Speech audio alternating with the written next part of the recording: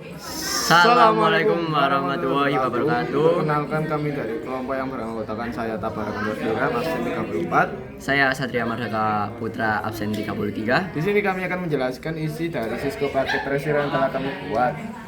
Nah, contohnya itu ini. Cisco Packet Tracer yang telah kami buat ini terdiri dari Cisco ini terdiri dari 3 ruangan ya, Rek ya. Pertama itu ada ruangan ICT ini yang pertama, lalu yang kedua itu ada ruang kurikulum, dan yang terakhir ada ruang TRLC. Nah, setiap ruangannya itu ya, Rek ya, itu terdiri dari 5 komponen. Yang pertama itu ada 2 server, lalu ada 1 laptop dan access point dan switch. Lalu yang kedua di ruang kurikulum terdiri dari 6 komponen. Yang pertama itu ada 2 PC, lalu 2 laptop, lalu ada access point 1 dan switch 1. Lalu yang ruangan terakhir ada ruang TRLC.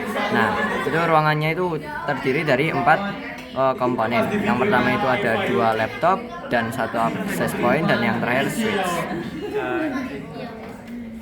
Nah, selanjutnya kita akan menyambungkan komponen-komponen seperti server, laptop ini ke switch. Nah, untuk laptop ini khusus disambungkan ke access point. Nantinya access point ini akan disambungkan ke switch. Begitu juga yang ini, PC ini akan disambungkan ke switch. Untuk laptopnya ini disambungkan ke access point. Nantinya access point ini akan disambungkan ke switch. Nah, ini laptop ini disambungkan ke access point akan disambungkan ke switch.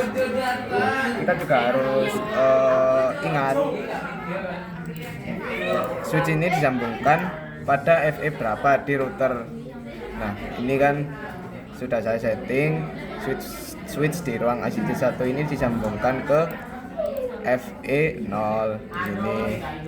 Untuk ruang kurikulum ini disambungkan ke FE 1 ini. Nah, untuk ruang TRLC ini kita disambungkan ke FE 2. Nah, selanjutnya kita akan mengkonfigurasikan IP address pada tiap-tiap komponen seperti server, laptop, PC. Itu kita konfigurasi IP address-nya. Kita sesuaikan dengan oktet yang ada, oktet informasi yang ada pada tiap ruang ICT. Pada ruang ICT 1 ini untuk oktetnya itu 192.168.1.1. Nah, kita sesuaikan. Di server ini IP address-nya 192.168.1.1. Nah, kita pada oktet dinamis ini kita ubah supaya pada masing-masing komponen ini memiliki IP address yang berbeda. Kita juga nggak lupa di konfigurasinya ini kita setting menjadi 192.168.1.4. Nah, ini di konfigurasinya ini sama semua pada tiap komponen. Kita cek ya. Nah, ini kan IP address-nya berbeda sama komponen yang tadi, tapi default gateway-nya itu sama. Begitu juga yang ini.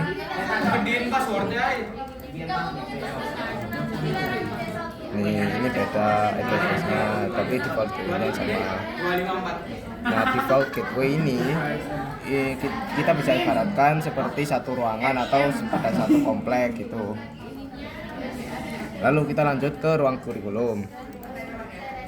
Kita akan mengkonfigurasi IP address pada PC-nya. Nah, PC-nya ini memiliki IP address seperti ini, tapi memiliki default gateway seperti ini. Begitu juga yang ini. Ini berbeda dengan IP address PC yang tadi, tapi memiliki default gateway yang sama. Begitu juga yang laptop ini. Laptop ini memiliki IP address yang berbeda, tetapi memiliki default gateway yang sama. Ini juga sama gitu. Lanjut, kita lanjutkan ke ruang TRRC. Karena ruang TRRC ini informasinya untuk oktet IP address-nya itu 192.168.3.1, maka kita akan mengkonfigurasikan tiap komponen ini dengan oktet sampai oktet statis ini 3, tapi oktet dinamisnya beda, yaitu 2 ini. Nah untuk default gateway-nya ini 192.168.3.254. Ini sama yang laptop yang di bawahnya ini. Ini sama kan default gateway-nya, tapi IP-nya beda, supaya beda IP-nya. Nah selanjutnya kita akan konfigurasikan IP pada tiap FE di router. Nah tadi kan FE 0 ini disambungkan ke switch pada ruang ICT 1 yang memiliki IP address 192.168.1 dan titik itu kan ya. Nah kita masukkan default gateway-nya di FE 0 ini. Default gateway-nya tadi kan 192.168.1.254. Begitu juga yang FE1, karena FE1 tadi disambungkan ke ruang kurikulum yang memiliki IP address 192.168.2.00. Kita masukkan default gateway-nya tadi kan default gateway-nya 192.168.2.254. Nah, ini kita masukkan.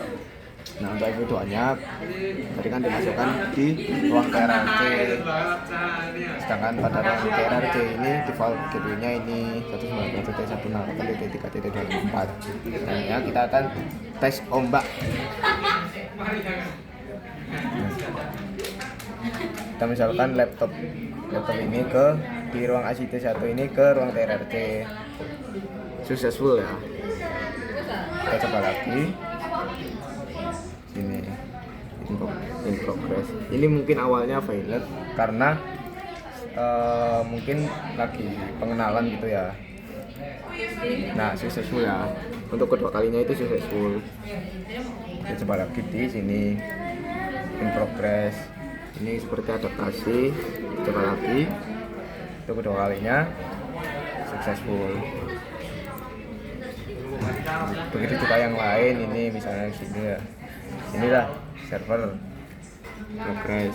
Coba lagi, successful ya. Nah, Oke, sekian dari kelompok saya. Kita wassalamualaikum warahmatullahi wabarakatuh.